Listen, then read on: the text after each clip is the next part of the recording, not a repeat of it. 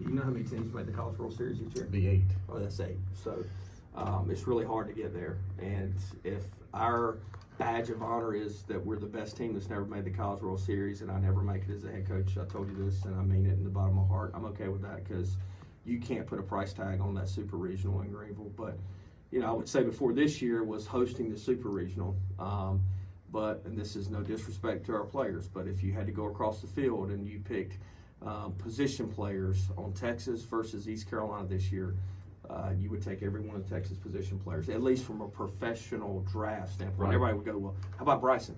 Well, Bryson had a really good 3 weeks, and Bryson's a really good player. Yeah. Their center fielder has done it over a collective years there. They were better than us on paper. That didn't mean we couldn't go. 19 was probably the toughest one for me personally because that was the first team we had recruited. Jake Agnos was a junior.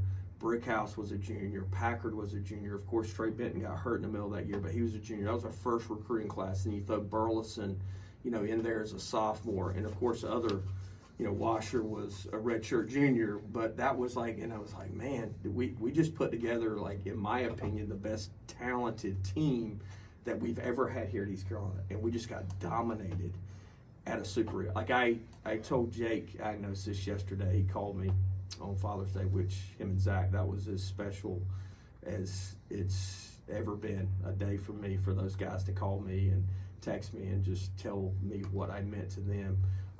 But I cried in my hotel room, which had Tracy there. It was just like, how could we get beat that bad, dude? And I knew we were tired after having to come through the losers bracket at regional, but that one was hard for me personally.